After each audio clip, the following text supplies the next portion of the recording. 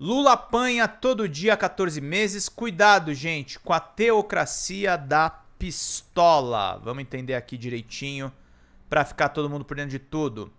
O presidente Lula passou 14 meses levando porrada dia sim, dia também, dos analistas independentes, entre aspas. Enquanto os índices da economia, sem exceção, melhoravam para todos os estratos sociais, não apenas para os pobres. Ou a coisa era tratada como nota de rodapé, ou se atrelava a boa notícia a supostos catastrofismos vindouros.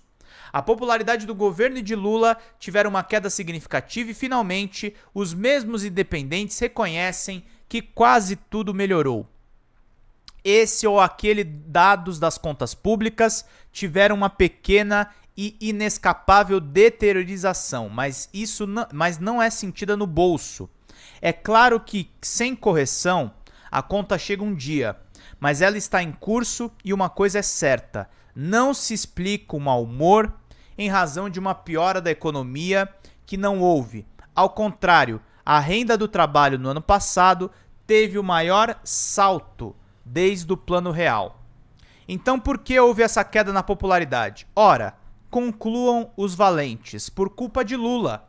Assim tem-se a notável construção mental, segundo a qual o que vai bem é a manifestação do saber divino e o que vai mal deve pesar nas costas do presidente. Há erros? Claro que sim.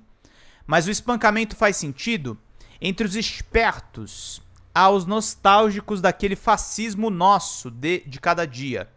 Ansiosos, quem sabe, pelo paradigma do raio que os parta, não tô nem aí. Eventualmente em parceria com a dama da teocracia do oportunismo. Que os nababos que se beneficiaram com as políticas de exclusão do governo anterior estejam nessa, bem, isso é compreensível. Que o fanatismo anseie por um retrocesso também é algo explicável. Que os abobados usem a sua pena e a sua voz para o serviço sujo, aí não. Em muitos casos é servidão voluntária, em outros é só o estágio final da degradação. Que fique claro, não me refiro aqui a esquemas midiáticos da extrema-direita, eles estão numa empreitada político-ideológica ou comercial, mas aqueles que têm compromisso com a verdade. Apontar o dedo contra Lula é a saída mais preguiçosa. Não acredito que as críticas a Israel, pregação de diálogo da Ucrânia-Rússia ou aliança com Nicolás Maduro sejam fatores tão relevantes na queda da sua popularidade. Embora não colaborem, é evidente para elevá-la. Querem saber?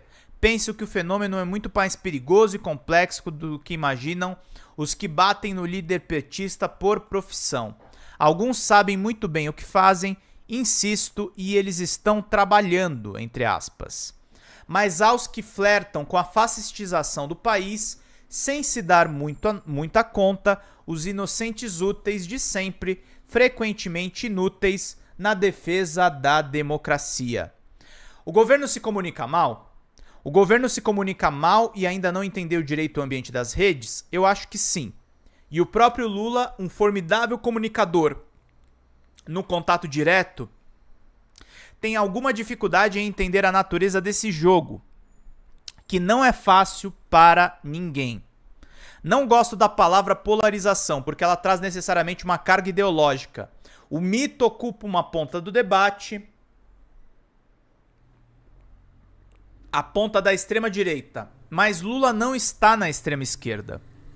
Ainda que os dois nomes liderem o mercado das opiniões, a disputa não se dá entre dois polos.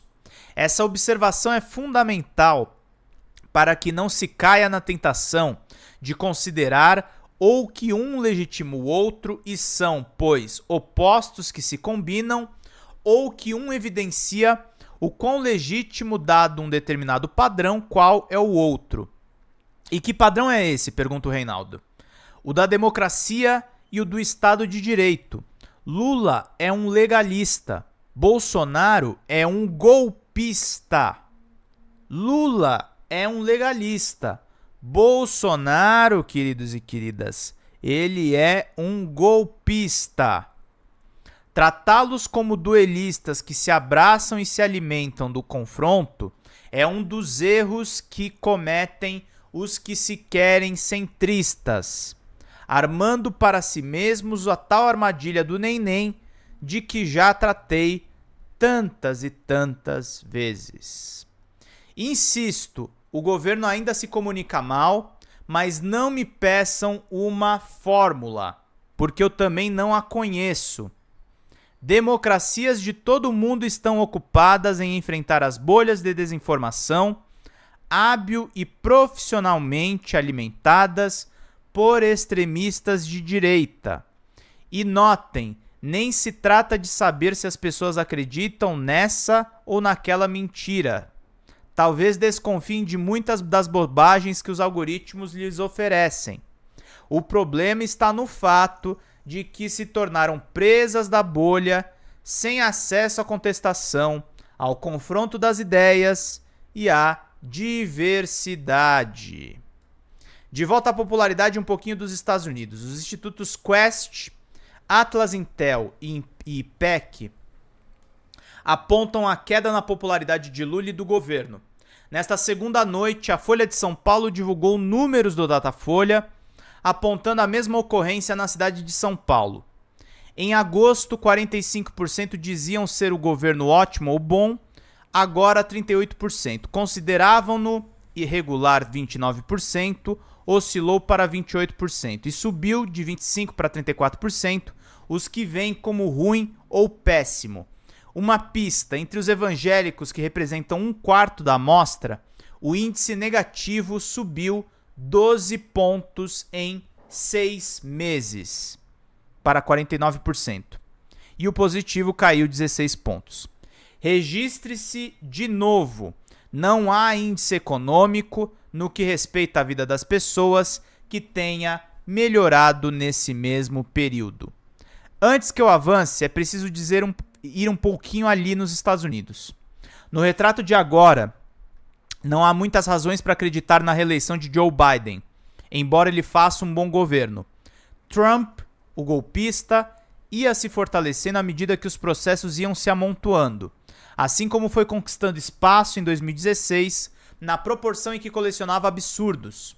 Nessa etapa da disputa, ele está mais forte do que estava há 8 anos atrás. Não se pode acusar de Biden de ser hostil a Israel. O apoio americano a Netanyahu nas questões relevantes é incondicional. O presidente tenta evitar um novo banho de sangue em Rafah agora, mas Netanyahu já disse que não abre mão de atacar massivamente uma área que virou um gigantesco campo de refugiados. Sua sede de sangue parece ser ainda maior do que a sua impostura. Ele quer se manter no cargo com apoio da extrema-direita, e isso significa que mandar esmagar as mulheres e crianças indefesas.